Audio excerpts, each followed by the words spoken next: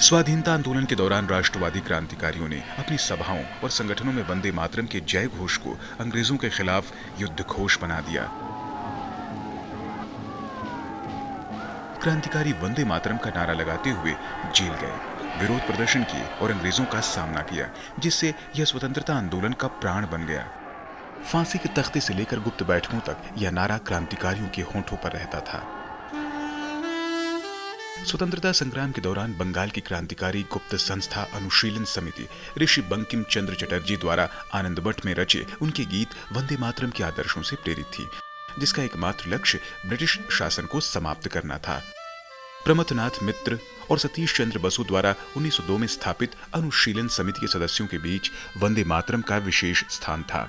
इसके प्रशिक्षण शिविरों की शुरुआत और समाप्ति वंदे मातरम के साथ ही होती थी।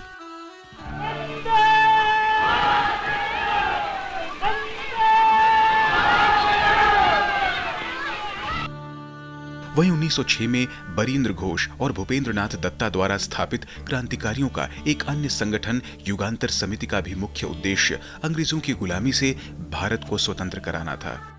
खुदीराम बोस, प्रफुल्ल चाकी, बाघा जतिन और बिनोय बादल, दिनेश जैसे अमर क्रांतिकारी इसी संस्था से जुड़े थे, जिन्होंने वंदे मातरम का नारा लगाते हुए अंतिम सांस तक मातृभूमि की रक्षा की और अंग्रेजों का विरोध किया। खुदीराम बोस जब फांसी के फंदे को गले लगा रहे थे, तब उनके अंतिम शब्द थे वंदे मातरम।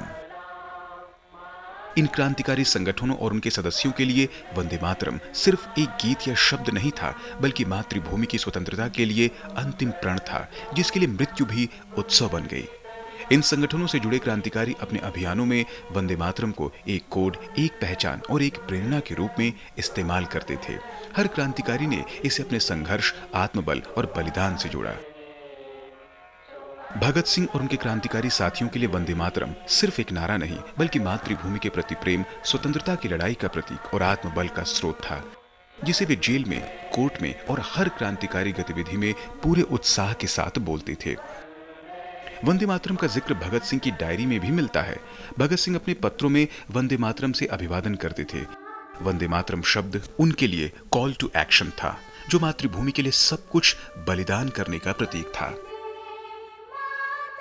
वहीं चंद्रशेखर आजाद जब भी क्रांतिकारी साथियों को संबोधित करते, तो वो अंत में वंदे मातरम जरूर बोलते थे। वे इसे भारत की अस्मिता का प्रतीक मानते थे।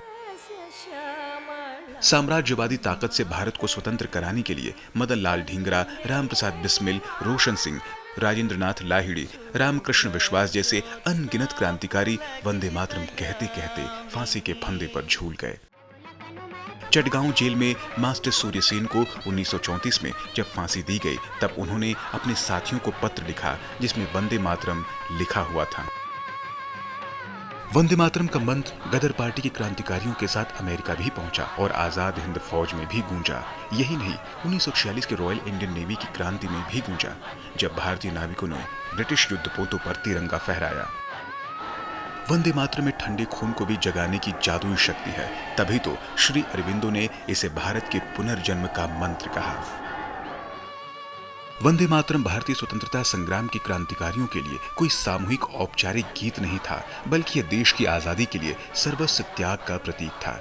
यह खुदीराम बोस की मुस्कान, श्री अरविंदो की लेखनी, बारिंद्र घोष का संगठन, बाघा जतिन की बंदूक और भगत सिंह की विचारधारा में जीवित था।